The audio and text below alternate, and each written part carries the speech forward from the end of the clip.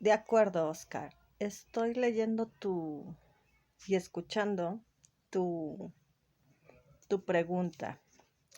Bueno, primeramente recuerda que en el caso de el ensayo que les piden realizar en el proyecto integrador, este, bueno, en algunas ocasiones dentro de un ensayo les piden una portada. En este caso, por ejemplo, es un título que vaya de acorde con lo que vas a hablar en tu ensayo. En la introducción comentaba en la tercera semana que también les pidieron un ensayo, que la introducción prácticamente es introducir al lector sobre las temáticas que vamos a hablar en nuestro ensayo. Y que de hecho ahí se desglosan en las mismas instrucciones del proyecto integrador. Por ejemplo, el lugar que ocupa México en la sociedad del conocimiento, por ejemplo. Esto se va a abordar en la introducción. También si nos vamos a apoyar de ciertos autores, de ciertas lecturas, etcétera. En el desarrollo, pues evidentemente voy a profundizar sobre las temáticas de las cuales voy a hablar, ejemplificando algunos a lo mejor y colocando porcentajes, apoyándose de estadísticos, apoyándose de opiniones con respecto a las temáticas de las cuales voy a hablar. En la conclusión voy a hablar de resultados. ¿A qué resultados he llegado o a qué conclusiones generales, finales he llegado al haber investigado sobre estas temáticas de las cuales hablé en mi ensayo? Y cito fuentes bibliográficas. En el caso de lo que me preguntas específicamente, el lugar de México en la sociedad del conocimiento y la innovación para orientar el desarrollo del país, y el papel que juega México en los desafíos internacionales actuales. Recuerda que la parte de los desafíos a los que se enfrentan de manera internacional se presentan al término de la Primera y la Segunda Guerra Mundial. Por ejemplo, al término de la Primera Guerra Mundial se presenta una crisis, la crisis del 29 en Estados Unidos. Y esto muestra que de alguna manera Estados Unidos era una potencia y aún así no estaba exento de sufrir crisis económicas. Entonces, cualquier otro país podía sufrir crisis económicas. Y evidentemente se replantea esta parte de que pues no cualquiera estaba exento de sufrir crisis económicas.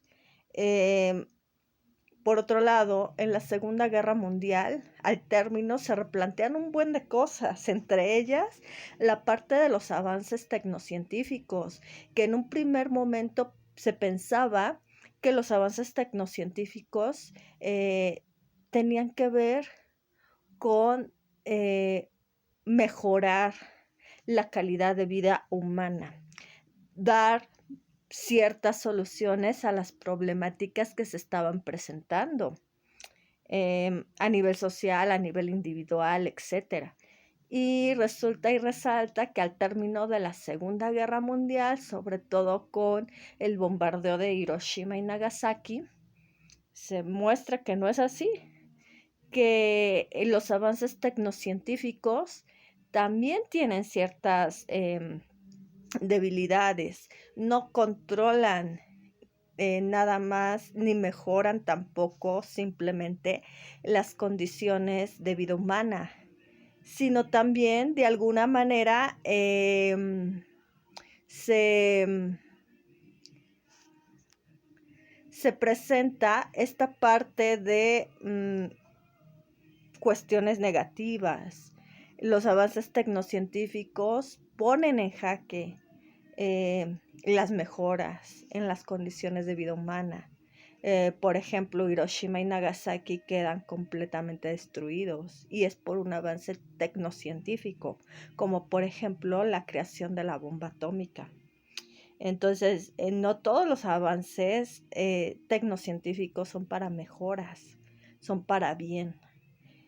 Y pues ahí se muestra toda una serie de cuestiones, desde desafíos que tienen que ver con la contaminación, que tienen que ver con crisis económicas, que tienen que ver con, bueno, sí, se habló de la importancia que tienen los derechos humanos, de la libertad, de la igualdad, pero ¿qué pasa cuando, por ejemplo, países que han sido colonializados, que han sido colonias durante mucho tiempo,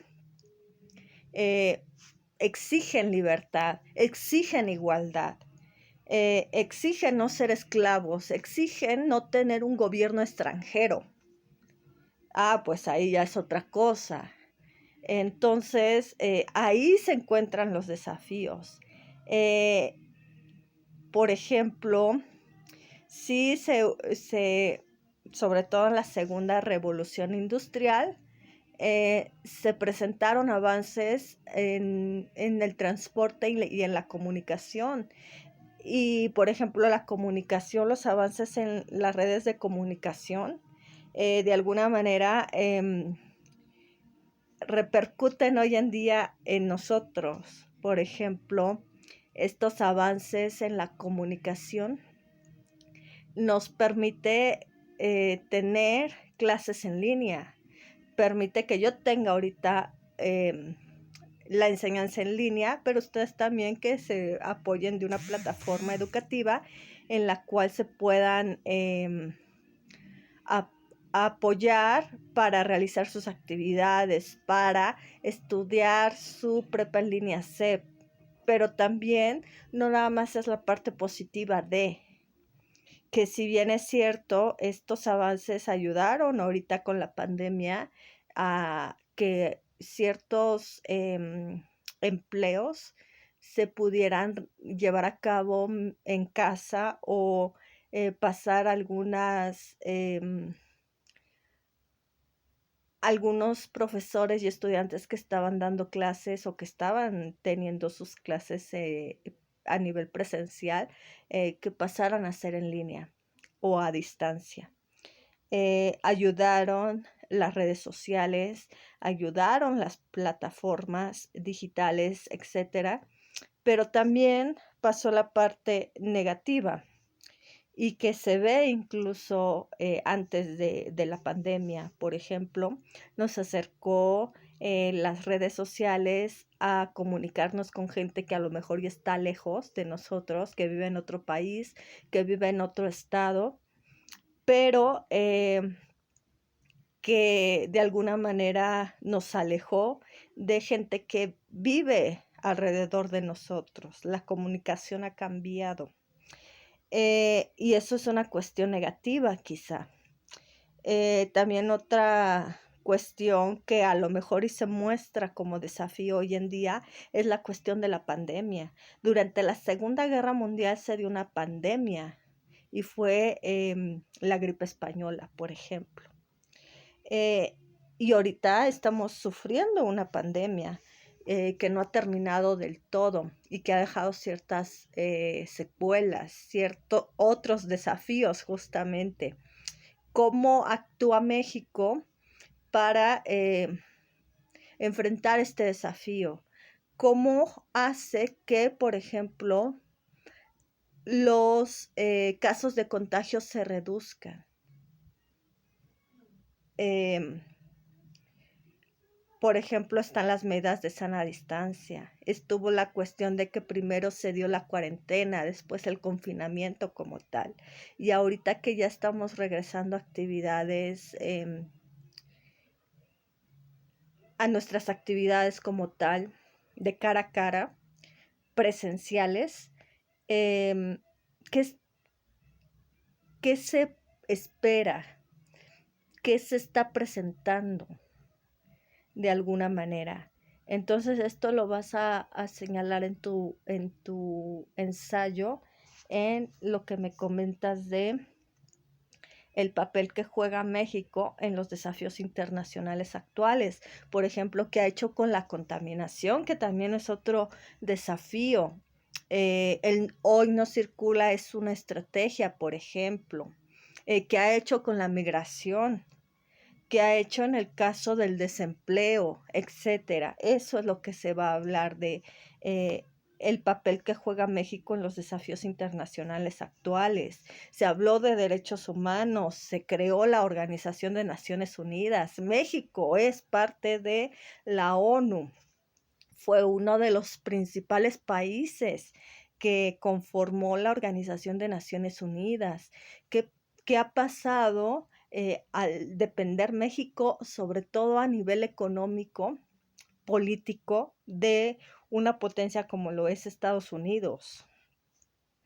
México tiene tratados de libre comercio con Estados Unidos y con Canadá, y tiene mucho que ver con justamente estos desafíos, con los acuerdos. No es en balde que durante la Segunda Guerra Mundial, por ejemplo, México eh, haya apoyado con el Escuadrón 201, y el Escuadrón 201 no recibió su entrenamiento militar en cualquier lugar, fue en Estados Unidos. Entonces desde ahí se muestra esta parte del papel que ha jugado México en los desafíos internacionales, no nada más actuales, sino que siguen eh, latentes hoy en día, pero que son desde las guerras mundiales que se vivieron. En el caso de estos desafíos, por ejemplo, la reforestación también, en el caso de la contaminación, es una estrategia también. Eh, Hablar de derechos humanos es también señalarlo incluso en las instituciones, por ejemplo, de que le hacen frente a la violencia contra la mujer, a la violencia intrafamiliar, a la violencia de género, a la violencia contra grupos étnicos, contra los migrantes. Ver las soluciones que ha llevado a cabo México para enfrentar estos desafíos. Que se castigue, que se sancione, que se vea hablar, que se hable de derechos humanos desde la misma Constitución, desde la parte de las instituciones que se hacen cargo de ello, de la, por ejemplo, procuradurías, que tratan de sancionar la violencia, más bien la violación de los derechos humanos. En el caso del lugar de México en la sociedad del conocimiento y la innovación para orientar el desarrollo del país, que ha hecho México para que seamos una sociedad del conocimiento. Y desde ahí tiene que ver con esta parte de cuánto ha invertido en los avances tecnocientíficos, cuánto ha invertido en la educación, porque desde la educación se presentan estos avances tecnocientíficos en la investigación, por ejemplo, de universidades como la Universidad Autónoma Metropolitana, la Universidad Nacional Autónoma de México, la las tecnologías que ha inventado el Instituto Politécnico Nacional, etcétera. Desde ahí, ¿qué becas ha dado? Si son suficientes. Em, la, el presupuesto, por ejemplo, que le ha dado a la educación, pero no nada más a la educación, sino también a esto, a esta investigación, a la tecnología como tal, considerando que México es uno de los países con mayor fuga de cerebros. Entonces desde ahí se muestra quizá una poca o nula o nulo apoyo por parte del gobierno mexicano hacia la investigación, hacia la tecnología, hacia los avances tecnocientíficos, hacia la educación, y que podemos comparar con otros países como por ejemplo Japón. Japón es un país que de alguna manera, y se vio incluso en la pandemia, China fue también uno de los países que tiene, que aparte de considerarse potencias, apoyan de cierta forma los avances tecnocientíficos, y se muestra tan solo en México cuando durante la pandemia la gente tenía que salir. ¿Por qué? Porque ya sea para ir a trabajar, para ir por su despensa. ¿Por qué? Porque no toda la gente tiene los recursos ni los medios eh, para, para pedir, por ejemplo, alimento que se lleve a casa, o por ejemplo, que se pueda trabajar en casa. Y países como China, como Japón, como Canadá, estuvieron en completo confinamiento. ¿Por qué? Porque se tenían los medios, los recursos necesarios para que la alimentación llegara en confinamiento, llegara exclusivamente a las casas de las personas. Se trabajara en casa. Aquí en México no ocurrió eso. Y desde ahí se muestra incluso la parte de desafíos actuales que se presentan en México, qué lugar ocupa, y también el papel que juega México en estos desafíos, pero también el papel o el lugar que ocupa México en una sociedad del conocimiento. México no es un país como tal que apoye a los avances tecnocientíficos, como en el caso de, por ejemplo, Estados Unidos, que la mayoría de sus avances tecnocientíficos, si bien van encaminados a la parte militar, a la parte de la milicia, ahí está el apoyo. Y vemos la NASA, por ejemplo. Rusia es otro de los países que apoya mucho de manera económica los avances tecnocientíficos. Francia, Inglaterra. Y se ve claramente esta parte que definitivamente contesta al desarrollo del país.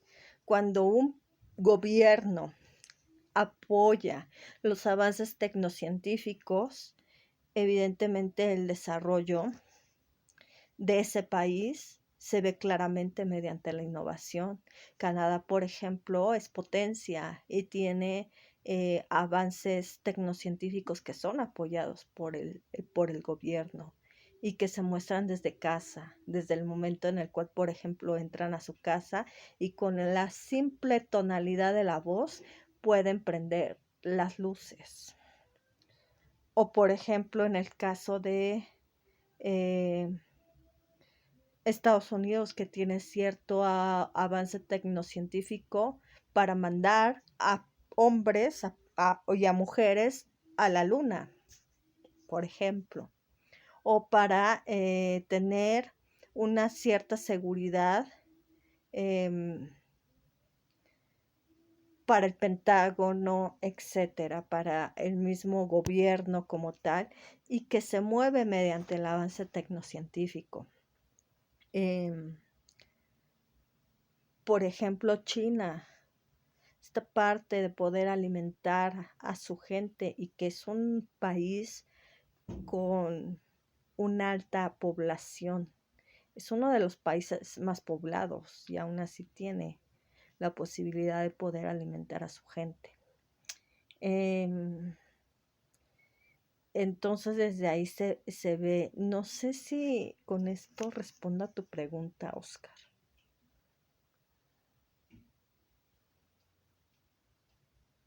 Sí, así es, Oscar. Tiene que ver el preguntarse por las becas que da, por ejemplo, CONACYT, con respecto a los avances tecnocientíficos, a la investigación, a la educación, etcétera. Las medidas que ha tomado México para enfrentar estos desafíos internacionales actuales.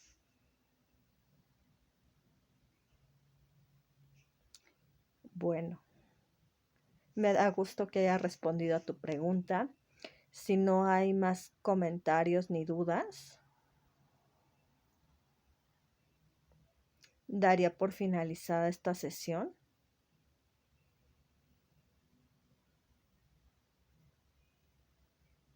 De todas maneras, Oscar, si se tiene cualquier duda al realizar mis actividades, lo puedo señalar en el foro Aprendiendo, en la mensajería de la plataforma o en mi correo electrónico institucional.